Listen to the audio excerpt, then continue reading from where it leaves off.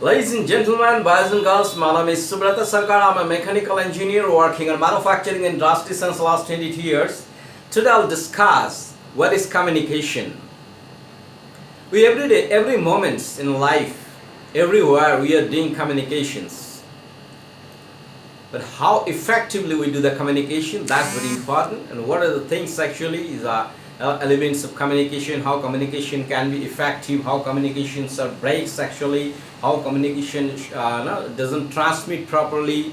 So that is a different area we'll discuss today.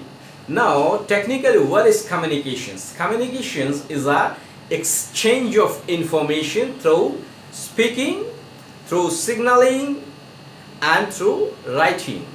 So there are three ways to communicate basically. One is speaking, one is different signaling like this, and writing. So three ways people can communicate. Now in communications there are five elements. One is sender. Sender means the person to whom you want, the person who is and to whom you want to send the message, the originate the message, the sender. I'm communicating to someone something, so I'm the sender. And the message means the information which you want to exchange. And transmission means how the message is delivered, whether by writing, whether by signaling, whether by speaking. And receiver means the person on the other side, the person to whom we are sending the message. And feedback means the response from the receiver. Many times in the communication, we do not have the scope of the feedback, but later we can get the feedback. Sometimes and sometimes not. Now, so basically sender, receiver, message, and feedback. And if we see the cycle in a little more detail, so there will be sender encoding some message, the message go, message transmit, receiver decode the message, receiver get the message. In the same way, the feedback process will also circulate actually.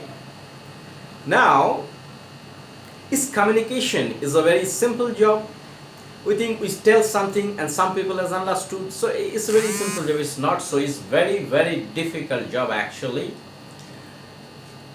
For example, if you speak something, is there any guarantee that everybody, all the audience will listening? It's not always. It's not possible, rather you can say. Suppose you were speaking something in front of 100 audience, maybe in workplaces, maybe some other social gathering or anything. There's a hardly 40%, 30%, 20%, 60% people will listen about you. Other people will not. Even a CEO of a company when speaking, it's not guaranteed that 80% people will listen him. Because this is the normal nature of the human. And second is signaling. Sometimes you signal wrongly actually, and the communication goes actually wrong in different directions. And we think that this is the right way of signaling, but that may mean something different to the receiver actually. And it may be very dangerous in a global environment. For example, in some of the European countries, like in India, if we want to call some junior people, we can call like, you can come here, like that. But in some European countries, only pigs can be called like this. So you can, if you, use this signaling on that country, so there will be dangerous actually. The situation will be very bad. And writing. Some people think that I can write very good English, a lot of good words, a lot of grammatical, and people will read it. And they'll write a lot of long emails. You can take it that maybe 20% and 10% people read it, rest of the people don't read it even. So we are not good in writing also, like we are not good in speaking, because if you are good in speaking, then 100% of people would have listened to you.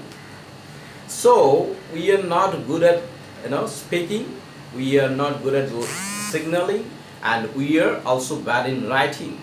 Otherwise 100% people will read what I have written in so many big paragraphs, even a small paragraphs. And whatever we are seeing every day, these are correct or not. I'll show something. You see this picture. If I asked how many squares are there, you can easily answer. If I ask how many circles are there, many people can't answer it.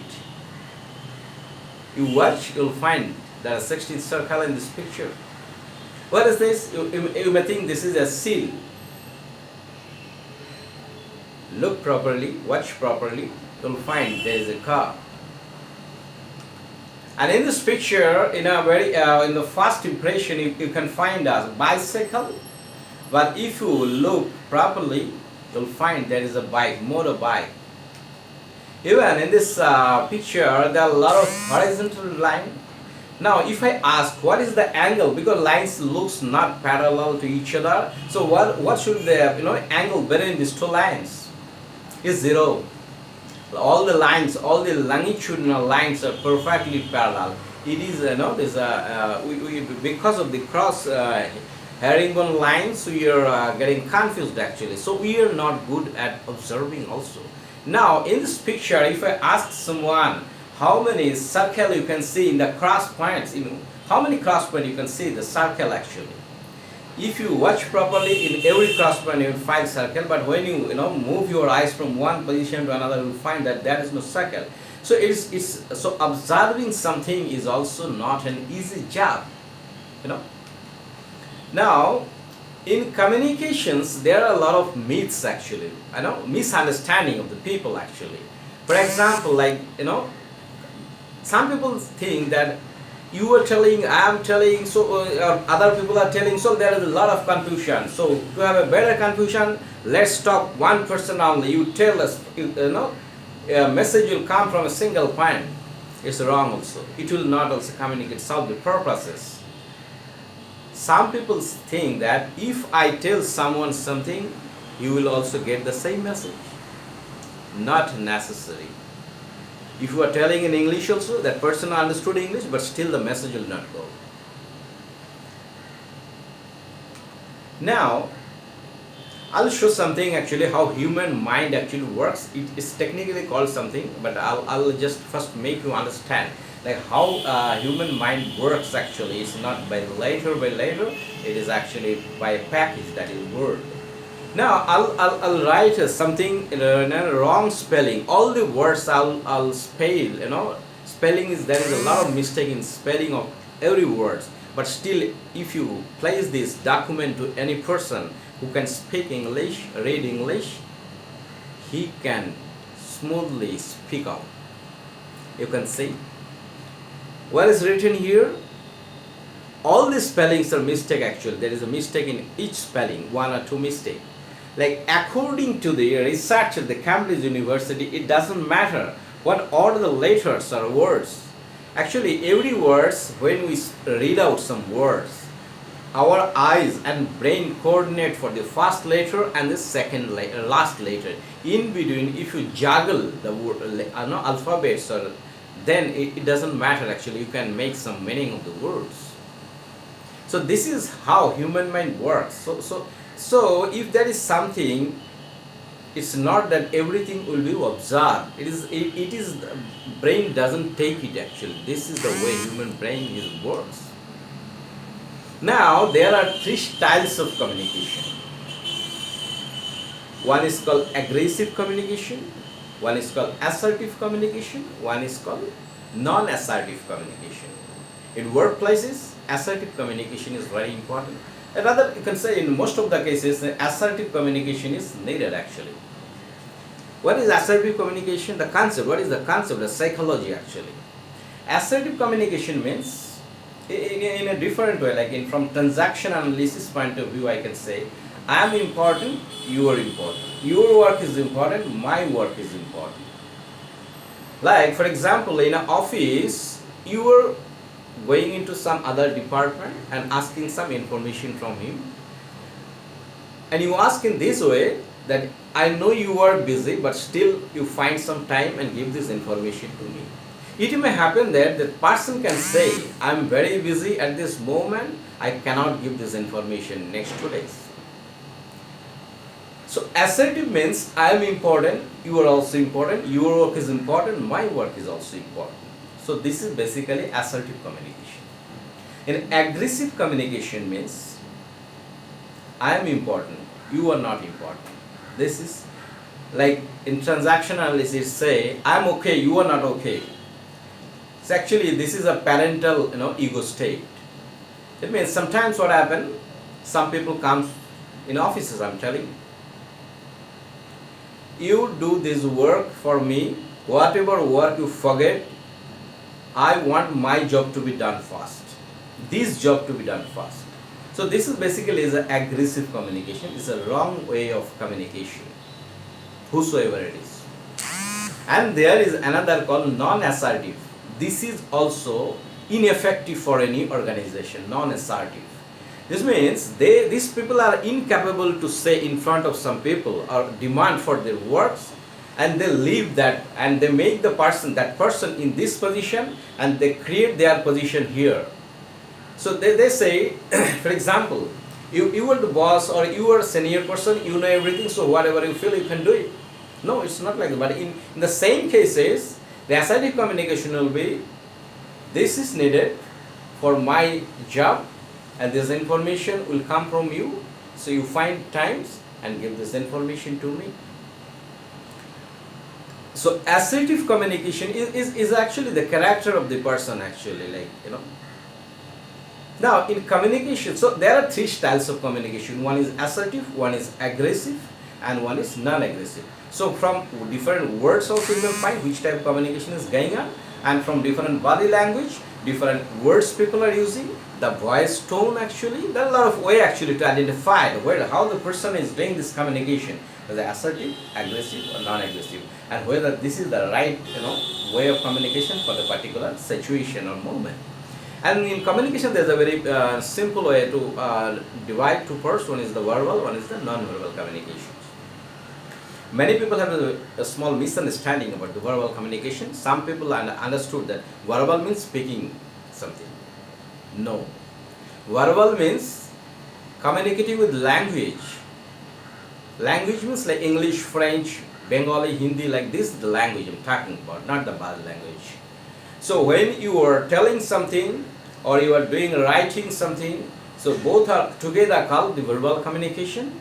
And when you are using some body languages, it's called non-verbal communication.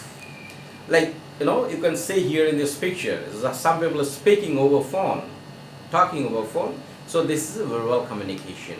And someone is writing some letter or email, this is a verbal communications. Some teacher teaching to the students are saying this is a verbal communication. So using some languages, whether speaking, whether writing. Now when in a signal, traffic signal, they are putting three color, red color, this green color, yellow color. So this is a non-verbal communication. So it doesn't relate to the Hindi speaking Japanese people or the French people. They come and sit and stand in Indian road, they can understand what the traffic is want to communicate. They you go, you shouldn't go, you wait and move. So this is non-verbal communication. And statistics say, on an average, the maximum efficiency of verbal communication can be 33%, and non-verbal communication efficiency can be maximum 67%. So it is it is more effective if you can communicate the same things by non-verbal communications. Non-verbal communication has got few components. One is the gesture. One is the posture. Gesture means something dynamic. Suppose I'm speaking here and moving like a lot of, so this is actually gesture. Posture means some people standing some position, some sitting position, that is a static position called posture, and dynamic portion is called the gesture. So for every instance of the gesture is a posture. There is a facial expressions, there is a eye contact is very important in communications, there is a tone of voice, and there is a pause. Sometimes you need to stop at some place, and silence is also a communication. It's not that some people is silent, it doesn't mean that he or she isn't communicating. It is a type of the communications. Communication has got the different, this is a network communications. So you need to know which type of network actually you are doing these communications. There are a lot of other things actually in communication. So I'll come up in my next this video. This is the detail of this part of the communications. But in communication, in summary, what I want to share is, like, communicators are not born, they are trained actually. So if someone wants to be a good communicator, he or she can try and can be the best communicator. And communication is the best, is the most important, requirement of this world to be successful. Thank you very much for your attention and time.